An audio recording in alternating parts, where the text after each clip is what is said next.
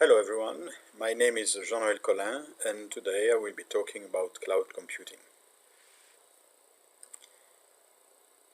First of all, let me start with this small joke saying that actually there is no cloud. It's just someone else's computer. And you will see that this is not so far from the reality. Let's first start by looking at what is cloud computing, and let's take some example of cloud services. You can use the cloud services for sharing and storing documents and pictures and videos with tools like Instagram or SkyDrive or Google Drive or Dropbox and other similar services. You can also use the cloud to store notes, share notes with colleagues and friends, or to blog about yourself or about your hobbies or whatever. You can use cloud services to, together with the other people, edit documents, share documents in tools like Google Apps, Microsoft Office 365. At another level, you can use cloud services to build your own technical IT infrastructure. So you can rely on cloud services like Amazon, like OVH and other infrastructure provider who will rent part of their systems to you so that you can use them as your own infrastructure. You can also make use of more specialized services like Learning Management System, and Google has his Google Classroom offer. And you can also find people who will run a Moodle instance for you that you can use, but that you don't have to manage. You can also use cloud services for more specific applications like Kaku to learn or to make some drawings and diagrams and share them and again edit them in a collaborative way. You can use a Scratch or other similar platform to learn about programming. So as you see, there's a variety of services that you can access from your machine without having to run them on your own actual infrastructure. And this leads us to a first definition of cloud services, where we can say that the cloud is an environment where infrastructure services like computing, storage, as well as application services are delivered through the internet and in general access through a web browser. And if you go through the services I just mentioned, you will see that it's indeed their common point. They are all run and accessible through internet and used via the browser. We have to realize that cloud computing is just not a new thing. It's probably the result of an evolutionary process that is the consequence of a change of paradigm. In the beginning, we were using a very centralized infrastructure in systems like mainframe and central infrastructure stored in data center, and then more progressively the infrastructure moved to a more open and decentralized way, adopting a client-server perspective and then moving to cloud services where the client is typically your browser and the server is residing somewhere. You don't really know where. And then, thanks to various innovations, technical innovations mainly, the cloud services have taken this evolution to a next level. As I said, the cloud also relies on some technical evolutions, hardware evolutions, where we have hardware which is getting more and more power and higher level of performance, whether in processing power, storage, communication power, all that for a lower cost. We also have some internal support for things like virtualization of devices. Software processes and software evolution also made the cloud possible by adding functionalities like remote access, like virtualization of components, virtualization of infrastructure, approaches like software-oriented architecture, where you can mix together services from various sources and make them act as one single new service. And also another evolution, which is more on the organization side, is the trend to outsourcing of the IT management for various reasons, like costs, like lack of internal skills or lack of resources or lack of time.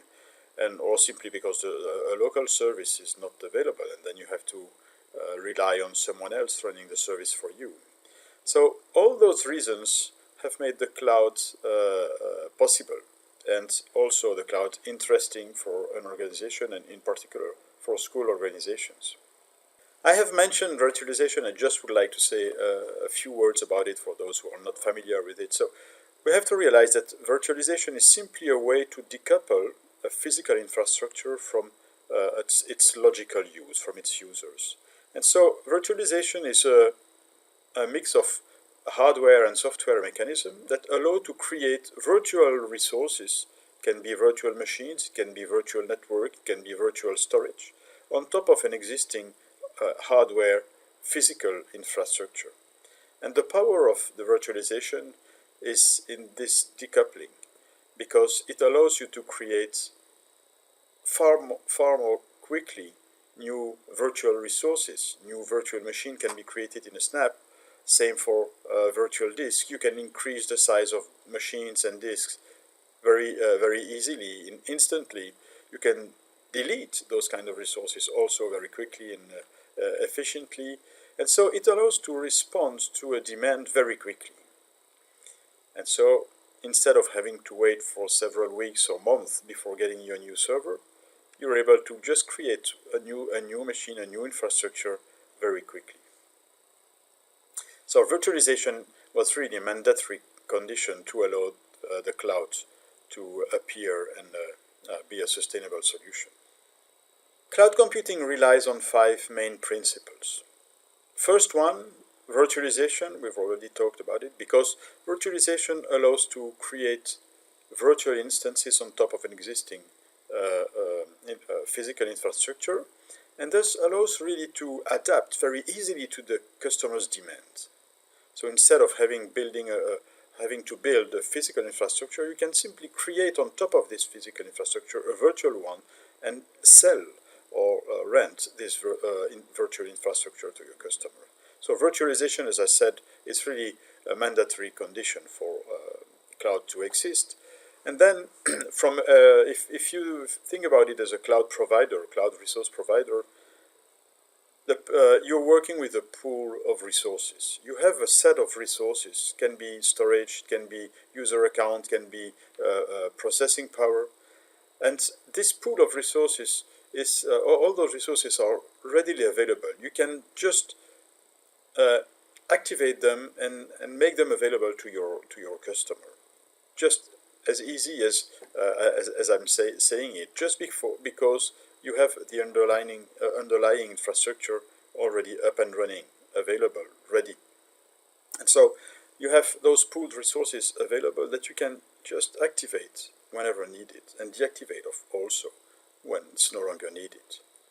So this allows to respond to the demand in a very elastic way.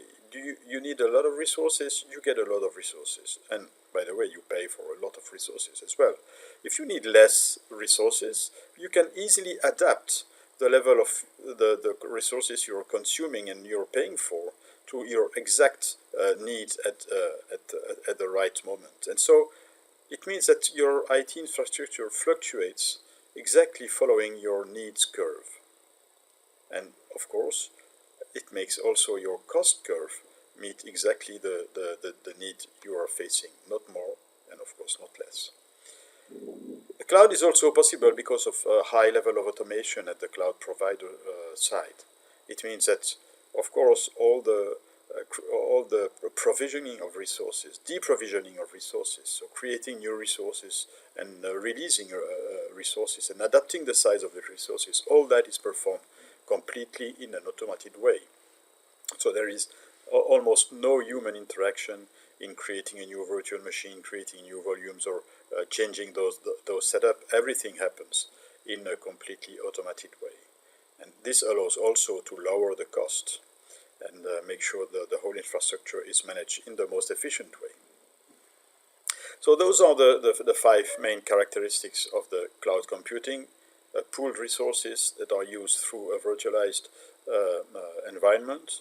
This allows to respond in a very elastic and flexible way to the customer's demands, thanks to automated processes and those services are built on a per usage business model instead of having to do heavy investments in devices if you had to provision your infrastructure yourself.